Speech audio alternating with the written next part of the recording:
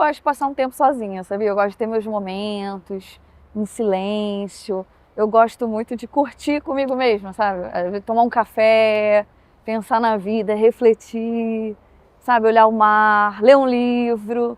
Tem gente que fica muito ansioso quando tá sozinho, né? Mas eu gosto do silêncio. Eu acho que a gente só ouve algumas coisas quando a gente está num silêncio absoluto, assim. Eu gosto de ter esse tempo, assim, sozinha. Acho que eu encontro muito com Deus quando eu estou nesse tempo sozinha. Você sabe que eu também. Gosto muito de ficar sozinha, de curtir. E ultimamente, né, depois da perda do meu marido, eu tenho ficado sozinha. E às vezes eu achei assim, nossa, eu vou me sentir só. Não, sabe? Eu gosto de curtir minha casa, eu gosto de deixar tudo arrumadinho, gosto de ficar meditando, lendo a palavra. E eu sinto mesmo que Deus tem falado muito comigo, no particular mesmo. Então, sozinha, mas não sozinha, mas não sentindo aquela solidão, não. Sozinha, mas com sozinha somente com Deus. Somente com Deus. Eu gosto muito. Não gosto de ir a lugares que tenha muita gente. Eu fico assim, muito barulho. Então, eu achei até que fosse por causa da minha idade, mas estou vendo que você que é novinha, não, eu também gosta, né? Eu gosto dos meus tempos sozinhas, assim. Eu adoro refletir sobre a vida. Eu acho que aí tem um conceito interessante, que a gente pode estar só, mas nunca na solidão. O sozinho, às vezes, para refletir, é a gente buscar intimidade com Deus. E às vezes tem gente que está rodeado de pessoas, mas tem um vazio tão grande que sente uma solidão que acaba com essa pessoa. Então acho que existe essa grande diferença. A gente pode estar a sós com Deus, mas a gente pode estar cheio de gente e sem Deus.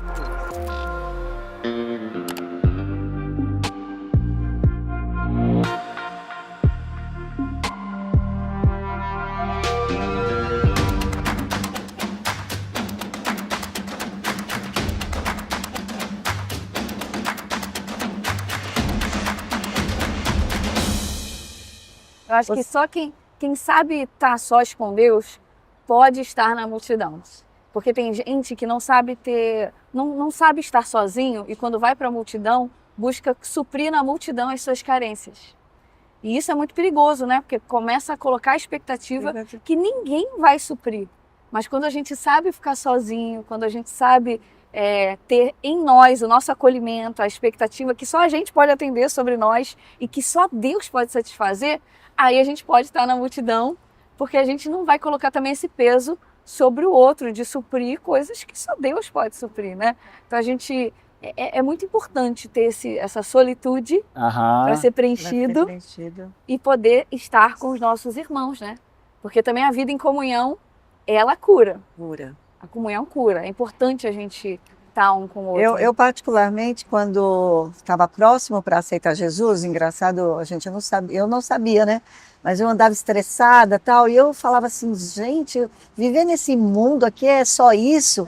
Eu senti um vazio dentro do meu peito que era do tamanho de Deus. É verdade. Inclusive ganhei uma foto de uma mulher assim muito triste, faltando um pedacinho de um quebra-cabeça. E a hora que você virava o quebra-cabeça, estava escrito Jesus. Falei, uau, é isso que eu sentia. Então a solidão não é a ausência de pessoas, né? É o seu estado de espírito. Então estar sozinho é muito bom, porque Deus está sempre. Ele disse, estarei convosco todos os dias. Sabe o que eu estou lembrando do Evangelho de João, que ele fala que agora a gente pode chamá-lo de amigo? Ele é nosso amigo. Nosso amigo. É muito lindo isso. Nosso irmão mais velho, nosso amigo. Ele que nos conecta ao Pai. Gente, é parceria para todos os momentos. Todos os momentos. Maravilhoso, né? Muito bom.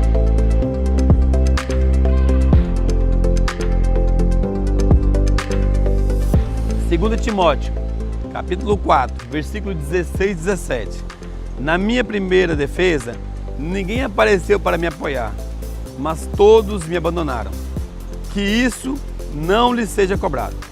Mas o Senhor permaneceu ao meu lado e me deu forças, para que por mim a mensagem fosse plenamente proclamada a todos os gentios, a ouvissem, fui liberto da boca do leão. O que acontece nesse texto aqui?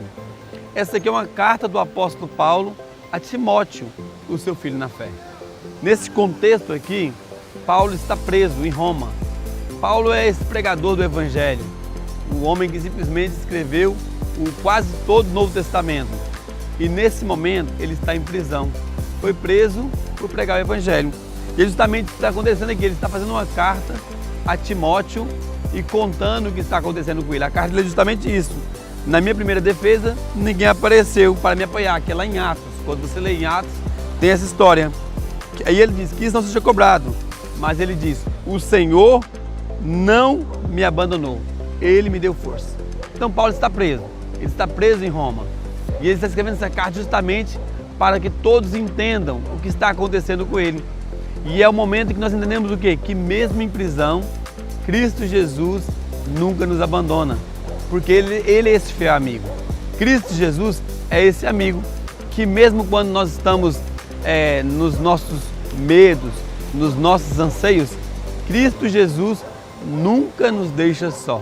Ele está sempre conosco, por mais que as ansiedades, as depressões e as angústias, eu não sei, talvez Paulo nesse momento aqui, ele está justamente nisso, porque essa cadeia era um lugar de muito sofrimento. Se hoje a cadeia já é um lugar horrível, imagina aquele tempo que não tinha defesa do ser humano, não tinha ninguém para dar um apoio ali. Pensa tanto que não era muito difícil.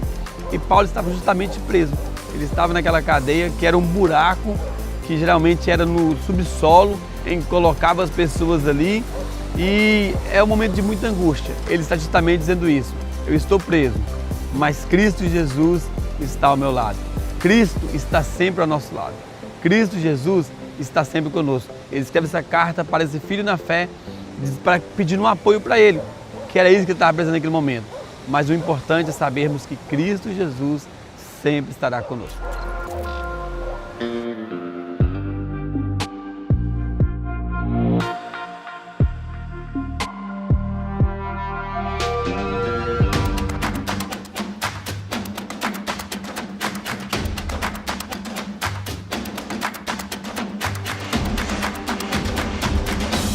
Quando eu vou para o Vida Vitoriosa em dezembro de 23, é que ali realmente foi a minha virada de chave. E ali numa oração eu converso com Deus e falo, Senhor, o que eu quero é o meu ministério de volta. Quero voltar, né? Quero retomar o meu ministério. Inclusive lá no Vida Vitoriosa eu conheço a minha esposa, mas isso é um outro testemunho. E a gente começa a caminhar ali, no final de janeiro a gente começa a se relacionar e tudo mais, enfim. E a gente começa a tocar uma vida, a gente decide casar em junho e casamento marcado para novembro. De repente, em agosto, né, 13 anos de empresa, uma carreira consolidada, num cargo alto dentro da companhia, eu sou surpreendido que eu sou mandado embora. E aí eu começo, óbvio, né, 13 anos de empresa você tem uma boa rescisão e tudo mais, eu consigo me manter, né, e no dia que eu sou mandado embora também uma outra grande empresa do segmento me chama para fazer uma entrevista no dia seguinte, então eu falei, cara, tranquilo, vou receber esse dinheiro e eu tenho certeza que essa empresa aqui vai me contratar. Mas, e aí eu faço uma entrevista, no dia seguinte eu estou desligado nessa outra companhia, na semana seguinte eles me chamam para conversar com mais duas diretoras, e na outra semana o RH me liga falando, olha, a gente preferiu tomar um outro caminho, a gente não vai por esse nesse momento, a gente agradece e tudo mais. E aí começa a minha luta, vamos dizer assim, né? E é muito difícil você ter tranquilidade, né? Em meio paz, né? Que vamos dizer assim, em meio a tudo tão turbulento, cara. Tudo parece que não vai acontecer, sabe? E aí o dinheiro começa a acabar, né? A rescisão começa a acabar e eu começo a me desesperar porque, né? Não estou conseguindo algo assim, no salário que eu recebia, na posição, é muito difícil você ter uma posição tão rápida assim no mercado. E muitas vezes, cara, eu chorei para Deus e falei, Senhor, isso está errado. Eu não posso casar nessa condição. Como é que eu vou constituir uma família sem poder ser o provedor dessa família? Pô, tem alguma coisa que não está batendo, Deus. Eu não aceito casar desempregado. E aí Deus confiou meu coração e falou, apenas confie e vai. O controle está comigo. Eu não perdi o controle, está tudo certo. Segue o plano. E aí, obediente, né? Vou. É um ano também, 2024, de muito desafio pra gente, até ministerial mesmo, né? A gente abre o Casa de Fé, né? Minha esposa, na verdade, que na época não era minha esposa, era minha noiva, abre o Casa de Fé na casa dela, a gente começa a tocar um Casa de Fé ali, logo depois do Casa de Fé a gente vira a célula, né? No caso ela, eu só vim assumir a célula ali depois que casei com ela, enfim. E a gente investe muito em pessoas, né? Assim, financeiramente mesmo, sabe? Algumas pessoas passando por alguma necessidade, e a gente ia no mercado, fazia compras, levava para as pessoas, investia para as pessoas, para trazer as pessoas para a igreja, pagava Uber para as pessoas virem para a igreja, tudo isso que Deus colocava no nosso coração, mas o dinheiro começou a acabar. E aí eu comecei a ficar preocupado, né? Mas eu sempre falava para minha esposa, cara, Deus vai fazer alguma coisa, eu não sei o que, mas Ele vai fazer alguma coisa, fica tranquila. Enfim, e aí eu arrumo um emprego, mas não era na posição que eu tinha, dentro como vendedor, salário muito baixo, enfim, não estava batendo ainda não conseguia prover a minha casa. Eu lembro que uma vez eu saí do Meier para Santa Cruz para atender um cliente, estava chovendo, estava de moto, sofri um acidente, nada muito grave, né? Apenas uma fechada, caía, mas enfim, calça rasgou, estava todo molhado, todo sujo, mas fui atender meu cliente assim mesmo, estava mais ou menos ali por cascadura, né? Mas fui atender o cliente. E quando cheguei lá, o cliente falou, poxa, mas olha só, eu não vou comprar nada. Eu avisei a empresa que eu não ia comprar nada. Ela marcou uma visita que ela quis, porque eu vou fazer isso daqui a uns 3, 4 meses. E eu confesso que naquele dia, assim, a minha boca queria reclamar, mas meu coração só conseguia louvar, sabe? Eu vim de Santa Cruz até aqui, né, em Jacarepaguá, que é onde a gente mora, chorando, mas louvando o tempo todo, cara. Porque eu sabia que Deus estava forjando a gente, Deus estava preparando a gente para algo que eu tenho certeza que é muito grande, que Ele está querendo depositar nas nossas mãos. Então, assim, claro que a gente ficava preocupado, né? Muita coisa para fazer, muitas responsabilidades, mas eu sempre falava para minha esposa, fica tranquila, Deus vai fazer. E na semana seguinte, essa empresa, né, que praticamente há um ano atrás, me dispensou, me ligou novamente, falou, ó, fomos por aquele caminho, não deu muito certo, a gente queria conversar com você. E aí, naquele momento ali, eles me chamaram novamente, quase um ano depois. Uma outra empresa também do ramo do ramo imobiliário também me chamou novamente para o processo seletivo, que eu também tinha sido reprovado no começo de 2025. E aí eu comecei a fazer aqueles 2 processos juntos, até que os 2 me aprovaram. E Deus falou, agora você pode escolher. A promessa está cumprida. Muita gente que me via achava que era soberba. Mas é porque eu estava tão em paz com Deus, tão tranquilo, que as pessoas não entendiam. Falaram assim, cara, não é possível.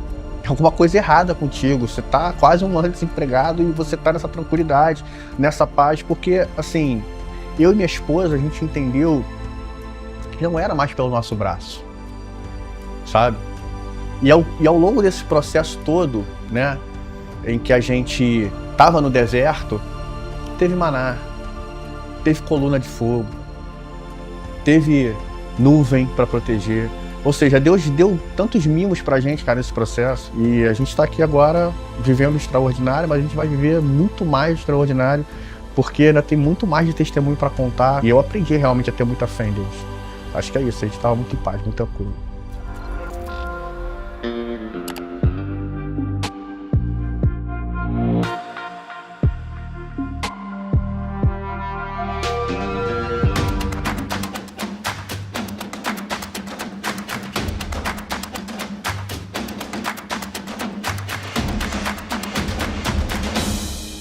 Eu vou te fazer uma pergunta bem interessante. Você tem um amigo? Bom, você pode dizer assim, ah, pastor, eu tenho sim. Eu tenho no meu Instagram milhares. Amigos? Acho que não. Bom, eu quero revelar para você o amigo. Aquele amigo verdadeiro, aquele amigo que não te deixa, aquele amigo de todas as horas. Será que você tem esse amigo? Há uma pessoa, sim, eu posso chamá-lo de pessoa, que esteve conosco por aqui nesta terra por 3 anos. E ele vivo está à direita do seu Pai. Você já deve saber de quem eu estou falando, né? Eu estou falando dele, de Jesus Cristo. Olha, ele é tão amigo que no Evangelho de João, no capítulo 15, verso 15, um pouco antes de ir para o martírio, ele diz algo que só um verdadeiro amigo poderia dizer.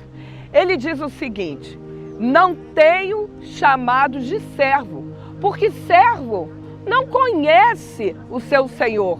Eu vos tenho chamado de amigos, porque tudo que o Pai deu a conhecer, vos tenho revelado. Olha, este é o amigo, é Jesus Cristo. Só Ele pode nos tirar de uma condição de criatura, de servo, para trazer-nos perto dele como amigo, amigo que Ele é. Bom, se eu fosse você, eu consideraria Ele como seu verdadeiro amigo. Aquele amigo de todas as horas, aquele amigo o qual você pode estar com ele, chorar quando assim for necessário e sorrir com ele, porque ele é o seu verdadeiro amigo, amigo de sempre, que nos dá a condição de conhecer as maravilhas da salvação. Esse é Jesus, o verdadeiro amigo. Se eu fosse você, eu reformulava uma possível resposta quando eu te perguntei: você tem um amigo ou o amigo verdadeiro? Diga sim para Jesus. E olha, venha curtir esta amizade que será para sempre. E esse é o momento de você deixar que Deus seja seu amigo. Aliás, Jesus, ele quer ser seu amigo. E é o amigo inseparável por todos os momentos, até no momento das suas lágrimas e dos seus sorrisos, das suas alegrias. Ele está com você, ele é seu amigo. Jesus é o maior amigo de todos. Foi aquele que deu a vida pelos seus amigos. E ele já não quer mais te chamar de servo, ele quer te chamar de amigo. Então, feche seus olhos agora e repete comigo essa oração. Senhor Jesus, eu quero te conhecer como meu amigo. Eu quero viver essa amizade profunda que o Senhor está me oferecendo no dia de hoje. Eu quero contar com o Senhor em todos os momentos da minha vida. Seja o meu amigo e me ensine a ser seu amigo também. Em nome de Jesus. Amém.